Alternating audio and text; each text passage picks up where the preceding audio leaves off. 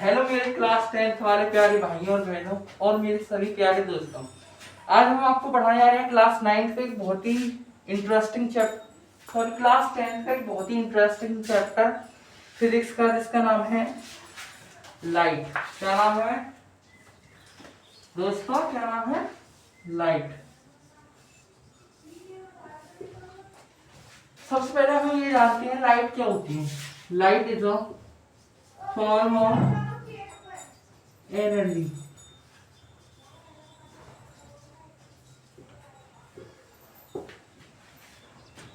Light क्या होती है? फॉर्म ऑफ एनर्जी होती है। वैसे एनर्जी की डेफिनेशन कभी कभी पूछ लेता है। एनर्जी क्या होती है?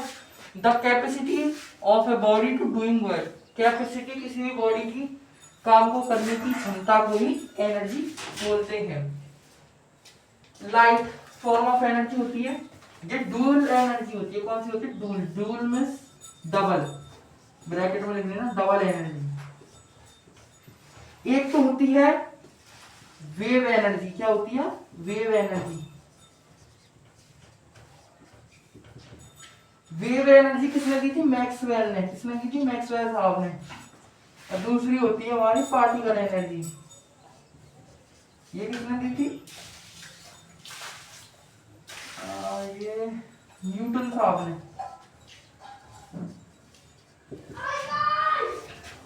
वेव एनर्जी में उन्होंने ये बताया था कि वेव एक इलेक्ट्रोमैग्नेटिक एनर्जी है। मतलब ये वेव है, मतलब इलेक्ट्रोमैग्नेटिक वेव है एक लाइट, जो किस में ट्रेवल करती है? किस में ट्रेवल करती है? एयर में। मतलब इलेक्ट्रोमैग्नेटिक मतलब वैक्यूम में ट्रेवल करती है। और पार्टिकल एनर्जी की, इसके लाइट के पार्टिकल्स बहुत छोटे छोटे हैं कि जब जैसे हमारे ऊपर लाइट गिर रही है तो मतलब हमें कुछ हो क्यों नहीं रहा, क्योंकि उसके पार्टिकल्स छोटे हैं उससे, इसलिए वो हमारा मतलब अफेक्ट नहीं कर रही। फोटोन्स हैं लाइट में छोटे छोटे। कभी कभी देखो होगा जैसे आप बैठ जाते हैं पीठ करके या मुंह करके, तो मतलब ज्यादा गर्मी लगने लगती है क्योंकि छोटे छोटे पार्टिकल्स हमारी बॉडी से टकराते हैं। अब हम यह कहें कि लाइट, हम कह रहे हैं कि मास वाला पार्टिकल है। अगर हम ये कहें कि अगर मास लेस पार्टिकल होता तो क्या होता? हम लाइट का क्या होता? अगर मास लेस पार्टिकल होता ना लाइट, तो हम लाइट को कैसे भी इकट्ठा कर सकते थे जब हमारे मन चाहे, जब हम लाइट को ला सकते थे, जब हम मन चाहे लाइट को भगा सकते थे, इकट्ठा कर सकते थे। जैसे ये है, इसको इकट्ठा कर लिया, यहाँ रख लिया, यहाँ जमा कर लिया, कहीं पे भी पोजीशन चेंज कर सकते थे हम। ठीक है, ये लाइट का है डायग्राम। इंसिडेंट रे आई, रिफ्लेक्ट हो गई, ये है मिरर, ये है नॉर्मल। नॉर्मल से ही हम एंगल्स का पता लगा पाएंगे। जैसे ये नॉर्मल खींचा तब ही यहाँ जाएगी। इंसिडेंट रे, रिफ्रैक्टेड रे, रे एंगल आई और एंगल आर। ठीक है, ये तो आपने पढ़ाई होगा लॉ ऑफ रिफ्लेक्शन के angle of incidence is equal to angle of reflection. और दूसरा है कि इंसिडेंट रे, नॉर्मल और reflected ray, sorry reflected ray एक ही सरफेस पर लाई करेंगी। रिफ्लेक्शन क्या होता है कि जैसे जब कोई इंसिडेंट रे आई, कोई भी लाइट रे आई, वो किसी मिरर से टकराई और वो मतलब डेविएट हो गई अपने पास से, और या फिर बाउंस बैक भी बोल सकते हैं। तो इसी को हम बोलते हैं मतलब डेविएट हो गई, सेम पाथ में डेविएट हो गई या बाउंस बैक हो गई सेम मीडियम में, इसी को हम रिफ्लेक्शन बोलते हैं। ठीक है बच्चों, ये वाला जो एंगल होता है ना, ये होता है ग्लैंसिंग एंगल। ग्लैंसिंग एंगल ये कभी कभी पूछ लेता है क्या होता है ग्लैंसिंग एंगल। जैसे आपको ये तो पूरा नॉर्मल है, ये 90 होगा, ये वाला जो पूरा होगा ये 90 होगा, ये इतना ये होगा 90 डिग्री। जैसे आपको दे दिया एंगल ऑफ इंसिडेंस दे दिया 30 डिग्री, तो आपसे पूछेगा फाइंड द ग्लैंसिंग एंगल। तो आपको क्या करना है, ये आपने मान लिया x, तो x प्लस 30 बराबर 90 और x बराबर 90 माइनस 30, x बराबर 60 डिग्री, 60 एंगल होगा। अब हम आपको बताते हैं रिफ्रैक्शन। रिफ्रैक्शन क्या होता है? ये मैं जितना आपको पढ़ा रहा हूँ ना, ये मोर देन इनफ है। इससे बाहर आप क्लास 10th में आएगा ही नहीं, फिजिक्स और केमिस्ट्री और हो चाहे बायो हो, कुछ भी हो। अब है आपका रिफ्रैक्शन।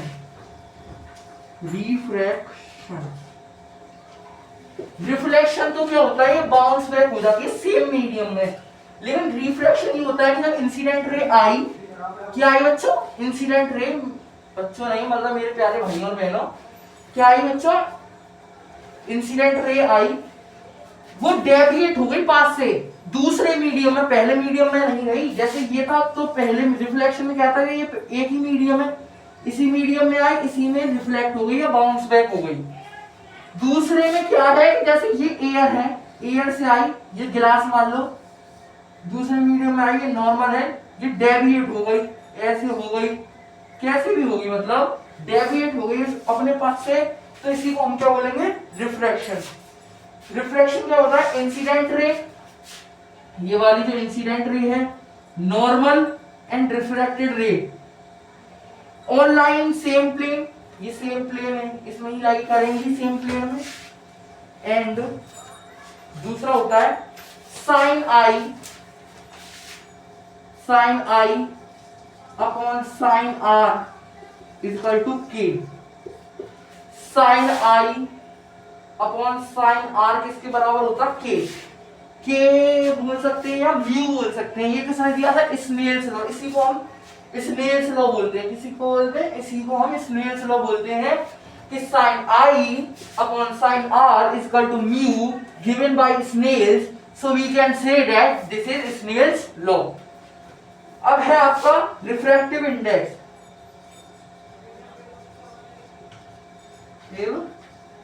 इंडेक्स किसी भी दो मीडियम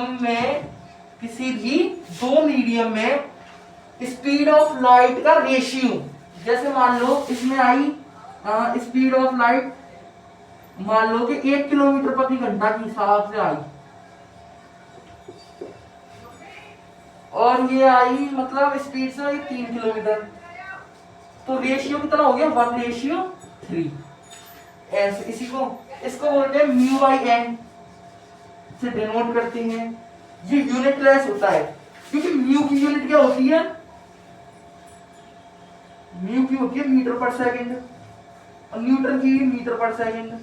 तो मीटर पर सेकंड से हिसाब कट गया, जीरो हो गया, खराब जीरो हो गया, तो ये यूनिटलेस हो गया। ठीक है,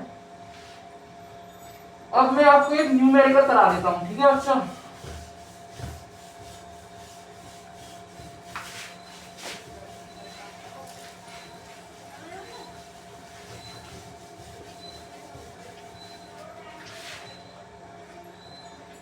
लिखो, when a light ray passes through air to water, देखो, with speed 2 into 10 की पावर 8 मीटर पर सेकंड एंड 1.5 into 10 की पावर 8 मीटर पर second respectively, what will be the value of refractive index? Mu बराबर क्या होता है, v1 upon v2, speed of light in first medium and speed of light in second medium.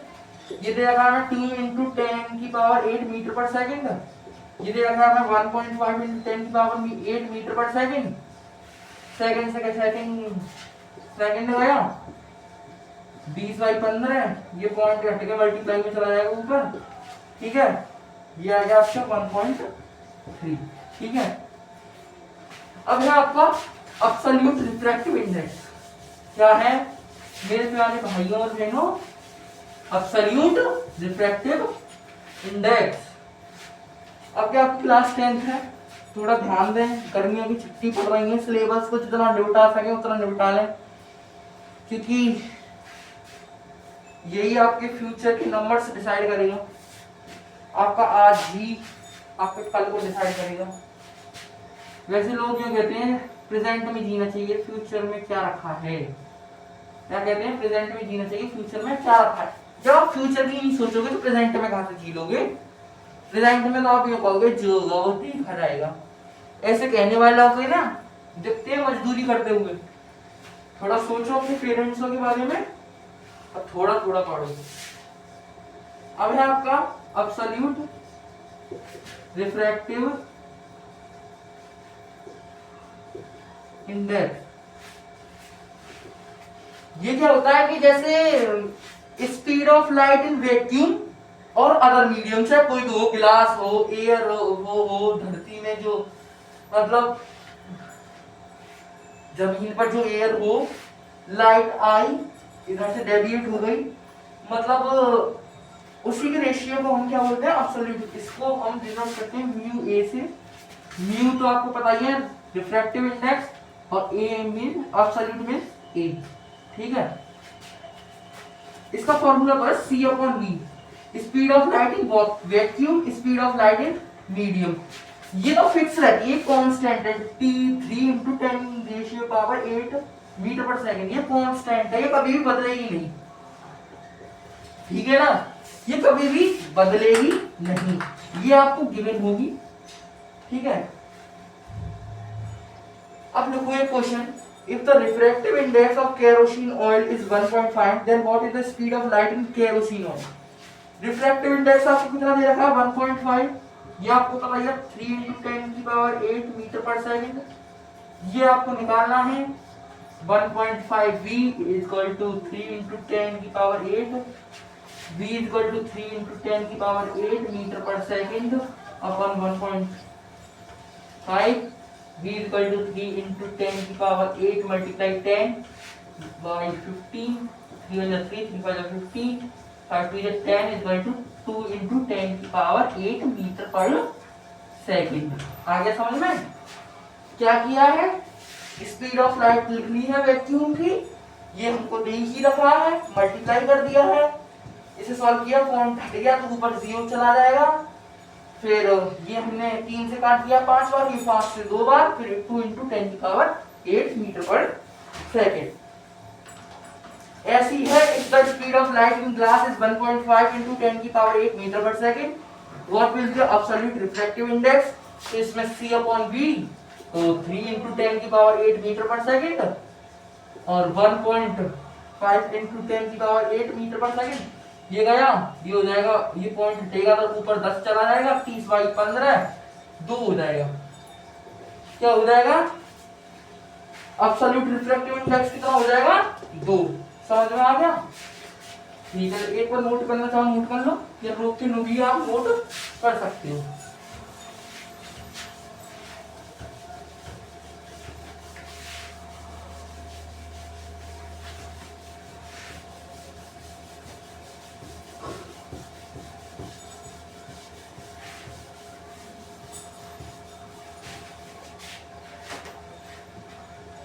अब है आपका relative refractive index.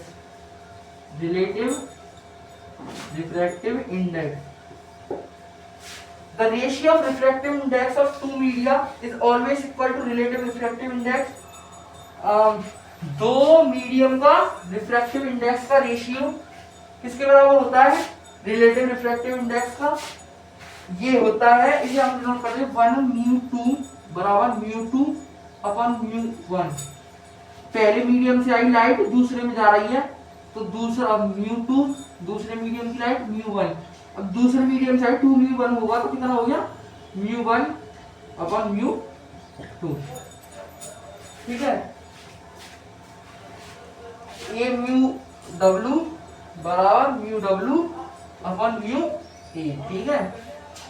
अब देखो एक सवाल, if the refractive index of a glass is 2/3 and refractive index of water is 4/3, if the light passes through glass to water then what will be the refractive index? mu गिलास का कितना हो गया 2/3, mu water का कितना हो गया 4/3, गिलास से किस में जा रही है, वाटर में, गिलास से किस में जा रही है, वाटर में, तो μw/μg, mu मतलब रिफ्रैक्टिव इंडेक्स किसका, वाटर का, रिफ्रैक्टिव इंडेक्स ग्लास का 4/3, 2/3, 3 से 3 कट गया, आंसर आ गया 2, कितना आ गया 2। अब है एक आपका प्रिंसिपल ऑफ रिवर्सिबिलिटी, से उतार लीजिए अगर आप उतारना चाहें तो, नहीं तो फिर आप समझ लीजिए प्रिंसिपल ऑफ रिवर्सिबिलिटी। क्या समझ लीजिए बच्चा, principle of reversibility.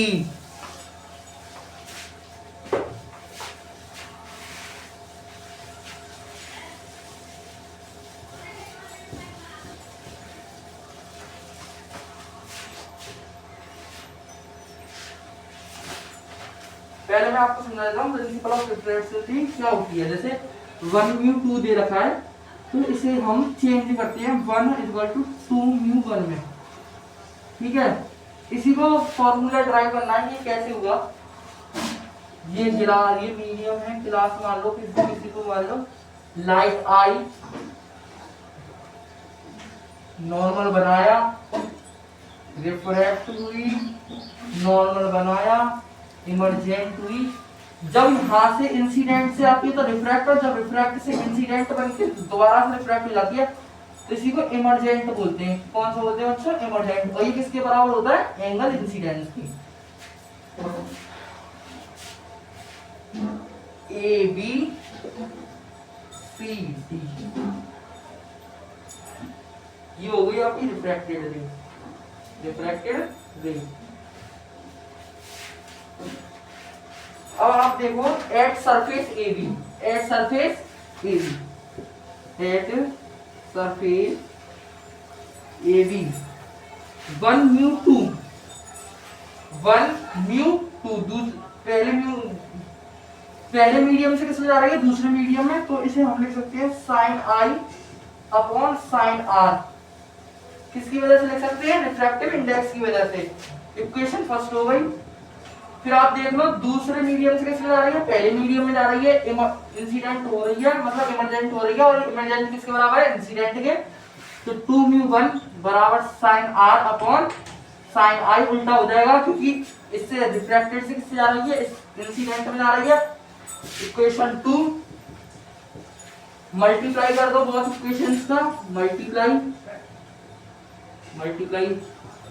Equation first and second, 1μ2 multiply 2μ1 sine I sine R multiply sine I, ये गया 1 हो गया। 1μ2 बराबर 1/2μ1, ये मल्टीप्लाई में, ये डिवाइड में पहुंच जाएगा, ये कट के सब 1 हो जाएगा। आ गया आपको समझ में, नोट कर लो जैसे जल्दी सी ना, नोट कर लो आप, इसे रोक के नोट कर लेना।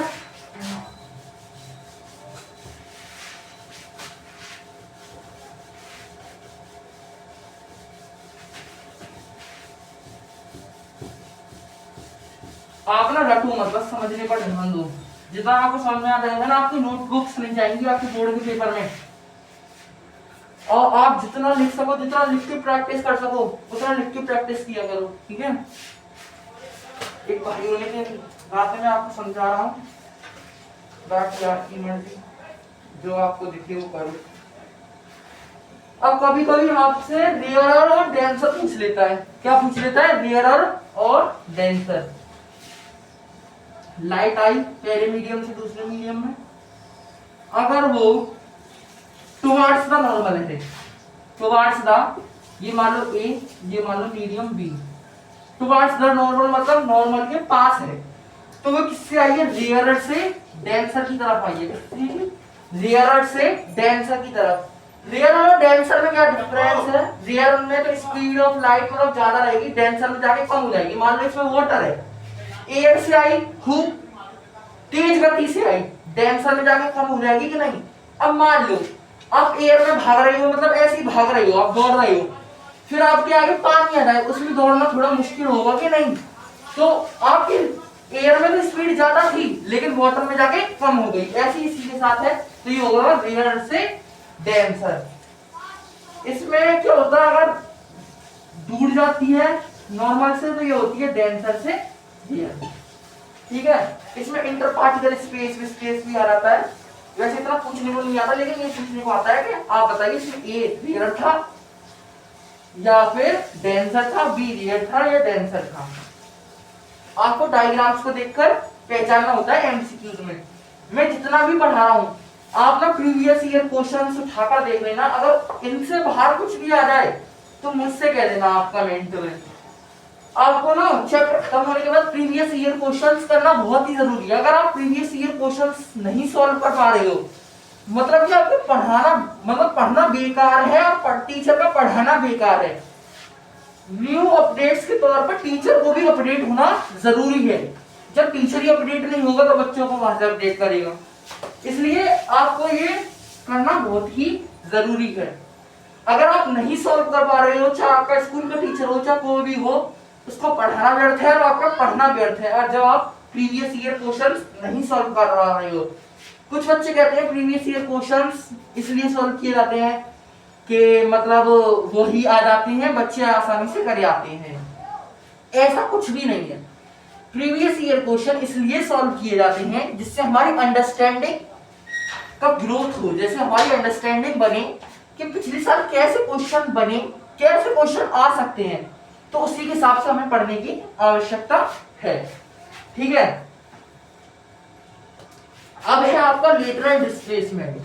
इसमें से भी बहुत सवाल बन के आते हैं लेटरल डिस्प्लेसमेंट में से। ये कभी कभी हो सकता है पूछ ले ना ले, लेकिन पढ़ाना मेरा काम है और पढ़ना आपका काम है। लेटरल डिस्प्लेसमेंट क्या होता है?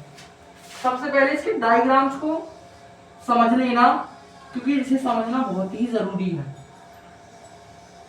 इसके बिना नहीं हो पाएगा।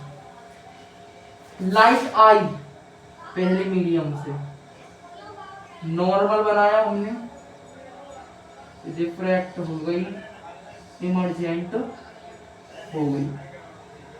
मान लो ये हमने नॉर्मल पूरा यहां तक ड्रॉ कर दिया। ठीक है।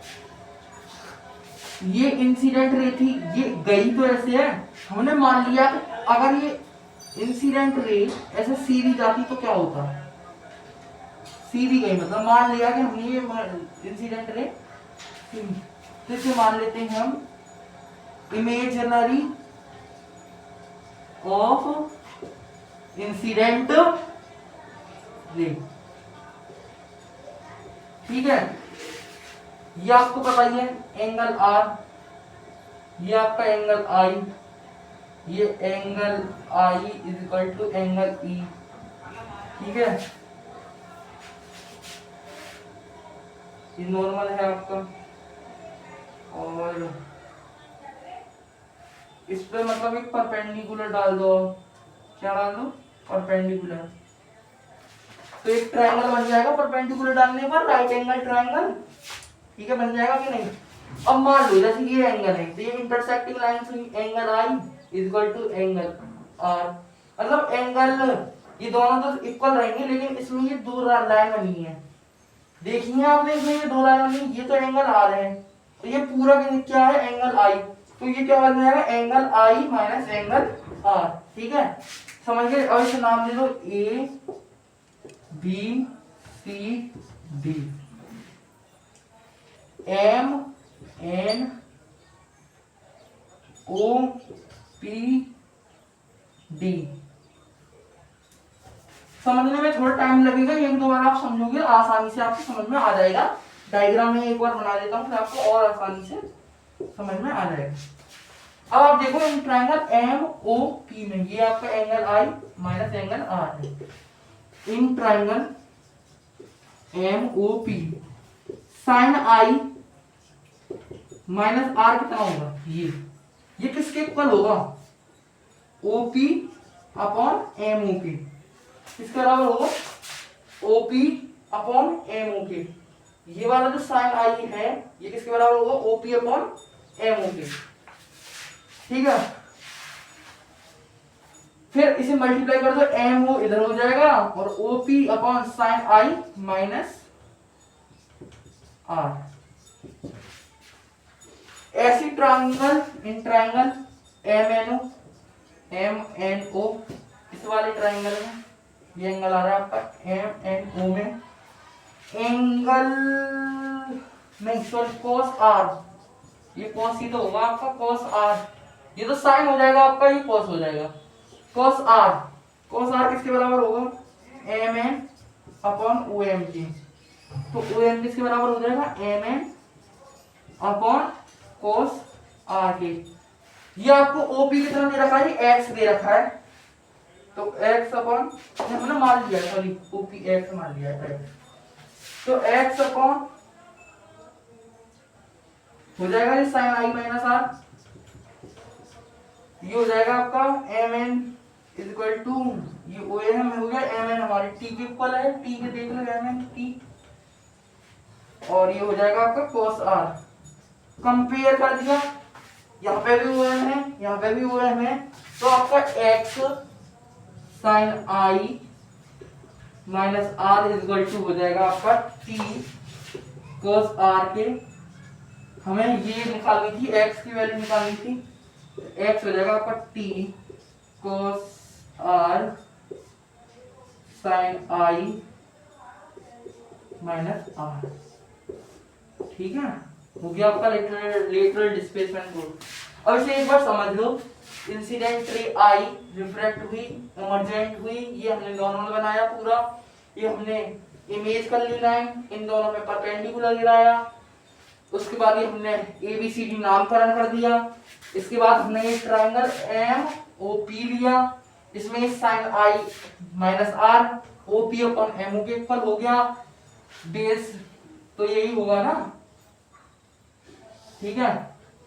फिर हमने लिया in triangle M N O, फिर cos r जो है वो किसके इक्वल होगा, M N upon sorry cos r M N upon O M के इक्वल हो जाएगा, ओ एम तो बेस सेम ही रहेगा, ओ एम बराबर M N upon cos r, M N हमने t मान लिया, x मान लो, p मान लो, कुछ भी मान लो, आपकी मर्जी है, फिर ये t sin i minus r cos r, solve कर ली इक्वेशन, आसान है, समझ लो एक बार, नोट कर लो,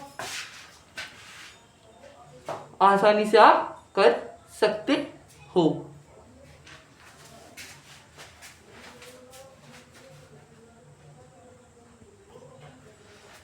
अब है आपका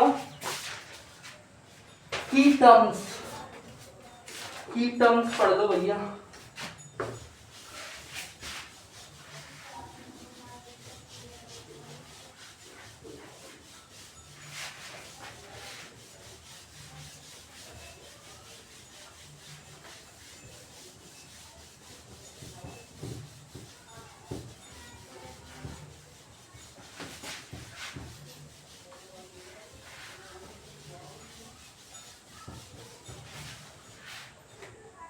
रेडियस ऑफ कर्वेचर,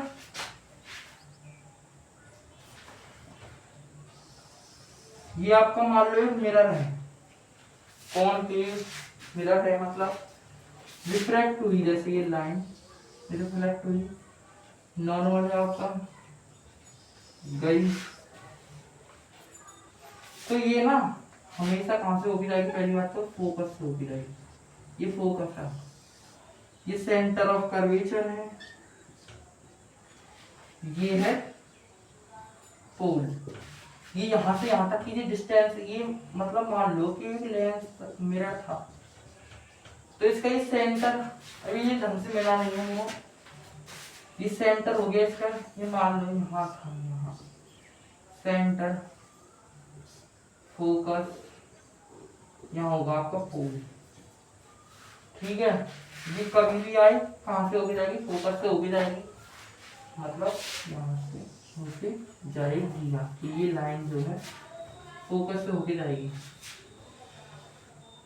रेडियस आप जानते हैं किसी भी सर्कल का, ये वाली जो डिस्टेंस होती है इसी को रेडियस बोलते हैं, सेंटर और सेंटर ऑफ कर्वेचर और पोल के बीच जो डिस्टेंस होगी उसी को हम वो बोलेंगे, क्या बोलेंगे, radius of curvature. Focal length, focus ऐसे बोलेंगे, फोकस, फोकस और पोल की जो डिस्टेंस होगी इसी को हम फोकल लेंथ बोलेंगे। सेंटर ऑफ कर्वेचर, किसी भी स्फेरिकल मिरर का सेंटर को हम सेंटर ऑफ कर्वेचर बोलेंगे। पोल रिफ्लेक्टिंग सरफेस है ये, इसका ये मिड पॉइंट जो होगा इसे पोल बोलेंगे।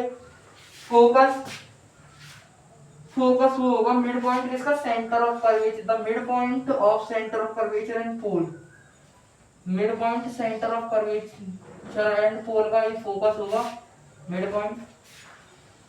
प्रिंसिपल एक्सिस, ये होगी आपकी प्रिंसिपल एक्सिस, एक लाइन जिस पर centre of curvature, focus, focal length and pole हो, उसी को हम प्रिंसिपल एक्सिस बोलते हैं। कॉनकेव मिरर, जिसका अंदर वाला सरफेस रिफ्लेक्टिंग हो और बाहर वाला पॉलिश्ड हो, और कॉन्वेक्स जिसका बाहर वाला रिफ्लेक्टेड हो और अंदर वाला पॉजिटिव।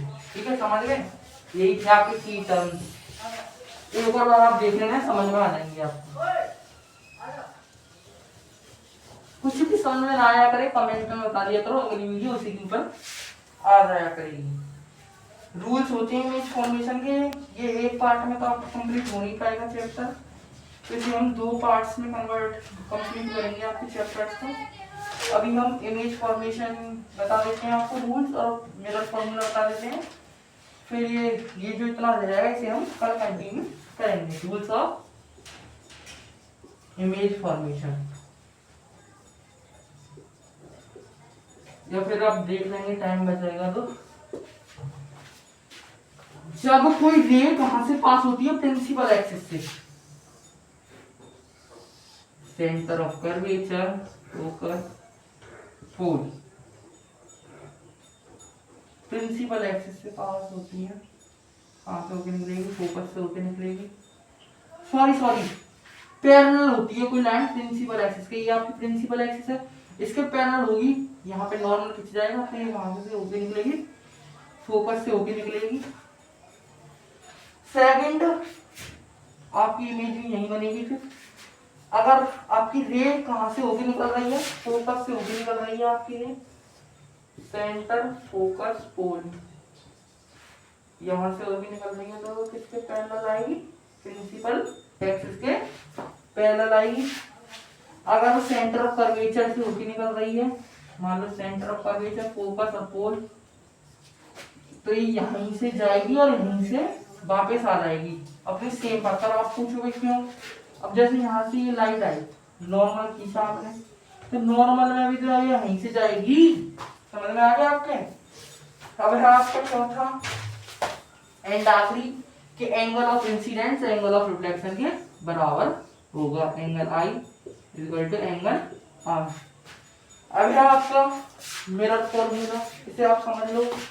पैरेलल आई फोकस से जाएगी, फोकस से आई पैरेलल हो जाएगी, सेंटर ऑफ कर्वेचर से आई उसी रास्ते में लौट जाएगी, इंसिडेंस रे रिफ्लेक्टेड रे या रिफ्लेक्शन के बराबर होती है। ये होते हैं रूल्स इमेज फॉर्मेशन के। अब है आपका प्रूफ ऑफ मिरर फॉर्मूला।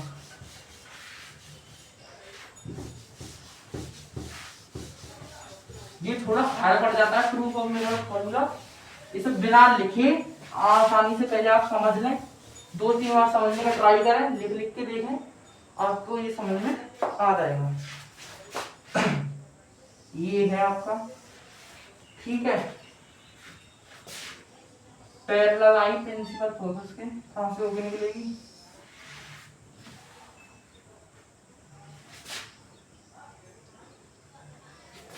ठीक है, सेंटर ऑफ कर्वेचर है, फोकस है, पोल है, सॉरी, ठीक है, हाँ, नहीं, सॉरी, मैं भी कंफ्यूज हो गया।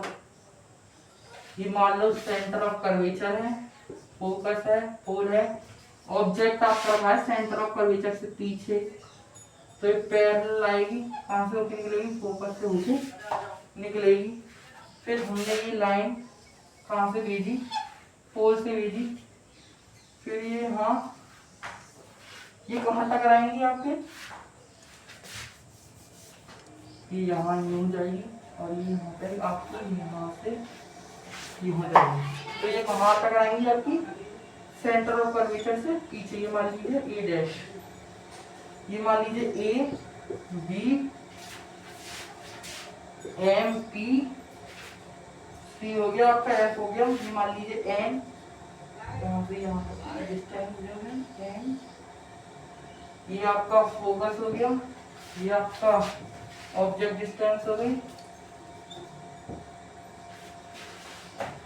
जहां मिलेंगी इसे ये कर दो, तो हो गया आपका बी।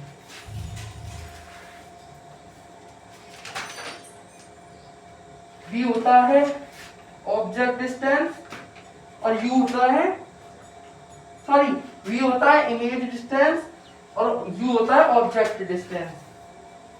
ठीक है, समझ में आ गया? आप पे थोड़ा कंफ्यूज हो रहे होंगे। ऑब्जेक्ट यहाँ रखा है, पहली लाइन हमने पैरेलल निकाली, फोकस से होकर निकल गई, फिर हमने पोल से निकाली, यहाँ तक आई पीछे। ये आपको ये नामकरण में थोड़ी दिक्कत आएगी। ये फोकस हो गया आपका, ये हो गई ऑब्जेक्ट डिस्टेंस, ये हो गई image distance, v is equal to sorry ये हो गई इमेज डिस्टेंस, ये हो गई आपकी ऑब्जेक्ट डिस्टेंस। अब आप देखिए इन triangle A B P and triangle A dash B dash, A B P A dash B dash P, इस ट्राइंगल में एंड इस वाले ट्राइंगल में, ये जो बड़ा ट्राइंगल बनना है ना, इसके दोनों पार्ट, फर्स्ट पार्ट और सेकंड पार्ट, इन दोनों में देखिए A B upon A dash B dash किसके बराबर होगा, A P upon A dash P के। इक्वेशन फर्स्ट आ गई। अब आप देखिए इन ट्राइंगल एम एन एफ के and A dash B dash F के, M N upon A dash B dash, M N F ये वाला ट्राइंगल, और A F A dash B dash F ये वाला ट्राइंगल है। ठीक है, ये गुस्से ज्यादा हो गई है, आप इसे पॉज करके अपने हिसाब से सही बना लेना। ऐसा है वैसे आपका डायग्राम ऐसा बना लेना इसे ठीक से। ठीक है, इसके बराबर होगा F N upon A dash F की। अब आप एक चीज नोटिस करो, एम एन जो है, एम एन ये वाली जो लाइन है हमने जो ड्रॉ की है वो लगभग किसके बराबर है, ए बी के बराबर है। तो A B upon A dash B dash is equal to F N upon A dash F. अब आप देखो एफ एन लाइन है, एफ एन लाइन लगभग किसके बराबर है, ये वाली, और ये है एफ पी लाइन। तो मतलब लगभग ये बराबर ही है। ठीक है, तो आपको हो गया A B upon A dash P dash बराबर F P upon A dash F, क्योंकि ये एफ एन किसके बराबर थी, एफ पी की। जैसे ये एफ है यहाँ तक और ये एफ पी लगभग तो बराबर ही है, बस इतू सा गैप है, इतू सा कंपेयर कर लिया। A B upon A dash B dash दोनों में कॉमन है, तो F P upon A dash F is equal to F N, sorry F N क्यों, A P upon A dash P. A P कितना है आपका, ए पी है आपका यू, इतना ही पूरा यू है आपका यू, ये माइनस का होता है, इधर जाएगा प्लस का, इधर जाएगा माइनस का v। जैसे इधर जा रहा है कोई भी, इधर कुछ काम हो रहा है तो ये प्लस का होगा, इधर कुछ भी काम हो रहा है तो नेगेटिव का होगा। ये फिर किसके बराबर होगा, ए पी कितना है, एफ टी, एफ माइनस का एफ हो जाएगा ये, और है आपका ए डैश एफ, ये आपका माइनस का एफ है, और ये पूरा आपका यू है, तो ये इतना सा कितना हो जाएगा, ये हो जाएगा माइनस का वी प्लस का एफ। ठीक है, प्लस का एफ माइनस का यू वी प्लस का यू एफ बराबर माइनस का वी एफ। तीनों में हम यू वी एफ से डिवाइड कर देंगे बोथ साइड्स, तो माइनस का U V upon U V F plus का U F upon U V F बराबर V F upon U V F. U V से यू वी गया, यू एफ से यू एफ गया, वी एफ से V F गया, तो ये हो जाएगा आपका माइनस का 1 एफ प्लस 1 बी बराबर माइनस का 1 यू। तो फिर आपका हो जाएगा 1 एफ बराबर 1 बी 1 यू। यही था आपका मेरा फॉर्मूला। इसे समझ लीजिए, आसान है करने के लिए, 2-3 बार आप करोगे रफ नोटबुक में तो हो जाएगा। अब अगले पार्ट में आपको ये चैप्टर पूरा कंप्लीट हो जाएगा। तो थैंक यू मेरे प्यारे भाई और बहनों, मिलते हैं अगली वीडियो में।